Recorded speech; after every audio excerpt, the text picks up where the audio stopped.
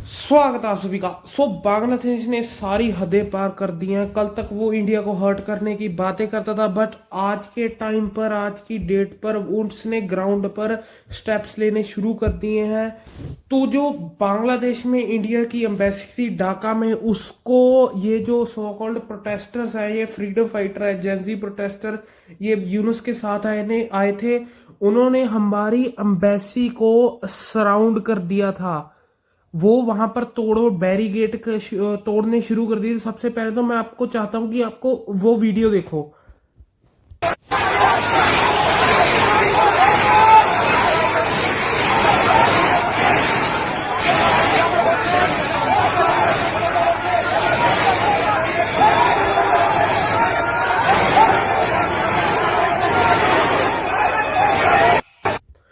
हाँ, ये Indian embassy के वीडियोस थे जो कि हमारी ढाका में है। आपने देखा कि कैसे ये लोग अभी इंडियंस को ओपनली टारगेट करना शुरू कर रहे हैं। और अभी तो मैं आपको बता रहा हूँ कि ये अभी सिर्फ शुरुआत है। अगर हमने यहाँ पर कोई कड़ा एक्शन ना लिया, इनका मुंह ना तोड़ा, आई मीन्स मुंह तोड़ा मतलब ऐसे नहीं कि हम कोई अटैक कर देंगे, वो हमारी गवर्नमेंट देखेगी। हम अगर हमें इनको प्रॉपर रिस्पॉन्स ना दिया तो ये लोग कल को, आज तो सिर्फ एम्बेसी के बाहर ही इन्होंने तोड़ फोड़ करी है, प्रोटेस्ट करा है। कल को ये बंदे एम्बेसी के अंदर जाएंगे, हमारे जो एनवॉयज है, हमारे एनवॉयज एम्बेसी के अंदर बैठे हैं, इंडियन मिनिस्टर्स बैठे हैं, उनको ये हर्ट भी कर सकते हैं। और आगे आगे मैं आपको बता रहा हूँ कि ये चीज बढ़ती बढ़ती ना, अभी तो चलो वहां पर इंडिया एम्बेसी टारगेट होती है, आगे बढ़ती बढ़ती वहां पर इंडियंस, इंडिया की बिल्डिंग, सब कुछ टारगेट होना शुरू हो जाएगा अगर हमने कोई कड़ा स्टेप ना लिया। और मैं आपको बता दूं कि वहां पर एम्बेसी होती है, जो मान लो बांग्लादेश में हमारी एम्बेसी, इंडियन एम्बेसी है। जो वो एरिया है, वो पर्टिकुलर एरिया उस कंट्री का माना जाता है। उस एरिया पर उसी कंट्री की अथॉरिटी, उसी कंट्री के रूल्स चलते हैं जिस कंट्री की एम्बेसी हो। ये बेसिकली हम लॉजिकली इसको मान सकते हैं कि इंडिया के लैंड पर इन्होंने अभी हमला करना शुरू कर दिया है। और इसके बाद से इंडिया ने वहां पर वीजा सेंटर शट डाउन कर दिए हैं, क्योंकि थ्रेट है शायद रेडिकल जो बांग्लादेशी लीडर्स हैं, जो सो कॉल्ड ये प्रोटेस्टर्स साथ में आए थे यूनुस के साथ, वो शायद वहां भी अटैक कर सकते हैं। तो आप देख सकते हो कि वहां पर जो इंडियंस अभी रह रहे हैं, जो हमारी माइनॉरिटी इंडियंस कम्युनिटी है, कोई भी, चलो इंडियंस नहीं है अकेले, कोई भी माइनॉरिटी कम्युनिटी है, वहां उन पर कितना थ्रेट होगा। और मैं एक बार आपको एक बात कहना चाहता हूं कि जिन बंदों ने ना शेख हसीना को डिक्टेटर घोषित किया था, मैं चाहता हूं कि आप उनके कमेंट सेक्शन में जाओ और उनसे जाकर पूछो कि अब क्या हो रहा है, अब ये डिक्टेटरशिप है या डेमोक्रेसी है जो बाहर से बैठकर बंदे वीडियोस बनाते हैं। और इसके बाद से इंडिया के जो बांग्लादेश में हाई कमिश्नर है, उन्होंने बांग्लादेश को एक सम्मन भी जारी किया कि कैसे इंडिया को यहाँ पर हमें सिक्योरिटी कंसर्न्स हैं। बट मैं आपको ना यहाँ पर एक और चीज समझाना चाहता हूँ कि कैसे ये लोग ना रेडिकलाइज हो रहे हैं। मैं एक और आपको वीडियो दिखाना चाहता हूँ, मैं चाहूंगा कि आप उसको थोड़ा सा ऑब्जर्व करो। ये है वीडियो इसमें ना थोड़ा सा आप बंदों को देखना कि कैसे वो, कौन से बंदे हैं। मैं आप चाहता हूं कि आप उसको चीज को ना ऑब्जर्व करो।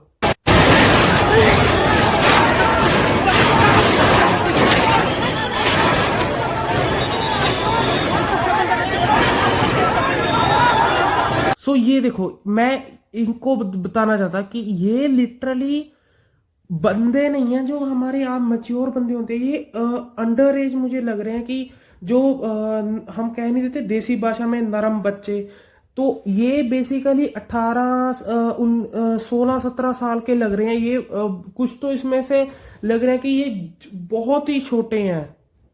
और ये जो रिसेंटली हमें धमकी आई थी ना, जो हसनत अब्दुल्ला ने दी थी, ये रिसेंटली जो हमें धमकी आई थी कि हम रिफ्यूजीज को, जो एंटी इंडिया को सपोर्ट करते हैं, उनको बांग्लादेश में हम उनको जगह देंगे, उनकी हम मदद करेंगे। मैं आपको बता दूं कि ये इंडिया को ना हर्ट करने के लिए ये जनरेशन तैयार कर रहे हैं। मैं जनरेशन तैयार इसलिए कह रहा हूं क्योंकि आप देखो कि ये जो बच्चे हैं 17 18 18 साल के है ना, सो ये जो नेक्स्ट जनरेशन है, बांग्लादेश तो बेसिकली एक फ्रंट पर वर्क कर रहा है। पीछे आपको पता नहीं है कौन सी एजेंसी है, बेसिकली फॉरेन एजेंसीज है, ठीक है। और वो लोग नहीं चाहते कि इंडिया कोई 10 ट्रिलियन के ऊपर की इकोनॉमी बने, हम तरक्की करें। वो बस यही चाहते हैं कि हाँ इंडिया मिडिल पावर सा बनकर रह जाए।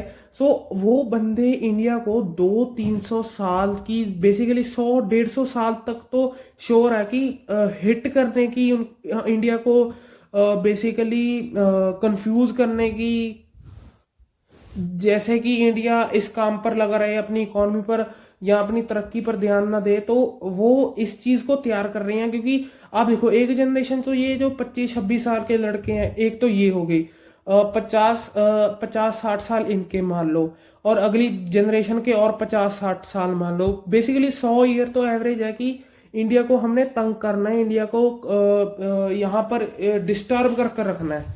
और जो इन्होंने 7 सिस्टर्स को कट करने की बात की थी, ये हमारे असम के जो चीफ मिनिस्टर हैं उन्होंने भी इसके ऊपर बयान दिया। उन्होंने इनको कहा कि अपनी पहले तुम अपनी और देखो, उन्होंने बेसिकली इनको थ्रेट दिया था।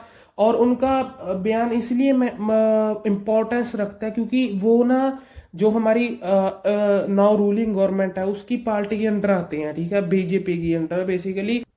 एंड मैं आपको एक चीज और बताना चाहता हूँ, ये जो इन्होंने अभी अम्बेसी पर हमारी पर प्रोटेस्ट किया, अटैक किया, आप कह सकते हो, इंडिया के वहां पर रूल चलते हैं, इंडिया का वहां पर कंट्रोल है, जो वो अम्बेसी है, बेसिकली वहां पर अटैक किया। अगर ये बंदे चाहते, क्योंकि इनकी भीड़ बहुत ज्यादा थी, ये हमारी मिनिस्टर्स को अंदर हर्ट भी कर सकते, ये कोई छोटी चीज नहीं है। बट मे बी बांग्लादेश ने एक बहुत ही गलत राह चुन लिया है अभी। इंडिया में आपको बता रहा हूँ कि रिटेलिएशन होनी चाहिए। मैं ये नहीं कह रहा हमें जाकर सिविलियंस मारने चाहिए, बिल्कुल नहीं, मैं उसके पक्ष में बिल्कुल नहीं। रिटेलिएशन मींस हमें कुछ स्टेप लेना चाहिए, उनको बताना चाहिए कि पंगा तुम इंडिया से ले रहे हो। रिटेलिएशन का मतलब ये नहीं होता कि हाँ बस टैंक चढ़ा दिए वॉर कर लो। रिटेलिएशन का मतलब मेरे हिसाब से मैं आपको ये बता रहा हूँ कि हम कुछ नेसेसरी स्टेप लेने चाहिए। ऐसे नहीं कि लेटर पब्लिश कर दिया, कोई स्टेप्स लेने चाहिए कि उनको थोड़ा सा पिंचो, उनकी कमर में ना थोड़ा सा पिंचो, मोच आए कि हाँ तुमने इंडिया से पंगा लिया। वरना आप कुछ देर में देखोगे, अभी थोड़े दिनों में, कि इंडिया की, मैं बता रहा हूँ, इंडिया की जो बांग्लादेश से लगी हुई स्टेट्स है, वहां पर पार्टी बांग्लादेश की सपोर्ट करना शुरू कर देंगी। कि ये जो बांग्लादेशी हैं वोटर बैंक बने हुए हैं हमारी पार्टीज का, सो वो बांग्लादेश को सपोर्ट करना, बयान देने शुरू कर जाए। कि मुझे तो ये नहीं समझ आ रहा कि देश से ऊपर क्या है, क्या आपकी गद्दी ज्यादा इंपॉर्टेंट है या देश ज्यादा इंपॉर्टेंट है। और आप देखोगे कि अगर हमने कोई स्टेप्स नहीं लिए, अगर हम इनको कोई रिटेलिएशन नहीं की हमने, सो तैयार रहिए, ये कड़वा सच है, बांग्लादेश अगला पाकिस्तान बनने की राह पर है। तो आखिर में मैं आपको यही कहना चाहूँगा कि इंडिया की गवर्नमेंट को, हमें सिविलियंस को, हमें नॉर्मल जनता को, हमें यूथ को सपोर्ट करना चाहिए। क्योंकि अगर गवर्नमेंट के पास हमारा सपोर्ट नहीं होगा तो जैसे हम बातें करते हैं ना कि इजराइल जैसे एक्शन इंडिया क्यों नहीं लेता, तो इसी वजह से हम ले नहीं सकते। हमारी ऑपोजिशन भी कई बार, बेसिकली ऑपोजिशन का काम है अपोज करना, तो उस काम को मैं गलत नहीं कह रहा हूँ। बट अगर हमारी जनता के पास, जनता हमारी गवर्नमेंट के साथ होगी तो सारी पार्टी, सब लोग हमारे साथ हो जाएंगे। सो फिर इंडिया एक एक्शन ले सकता है जिससे बांग्लादेश की कमर में थोड़ी सी मोच आए, उनको थोड़ा सा पता लगे कि आपको बनाया किसी ने था और इंडिया के साथ ट्रीट कैसे करना है। सो ये थी आज की वीडियो। अगर आपको वीडियो अच्छी लगी तो वीडियो को लाइक कर देना और चैनल को सब्सक्राइब कर देना। हम मिलते हैं एक और अगली नई वीडियो में, तब तक के लिए take care and good bye.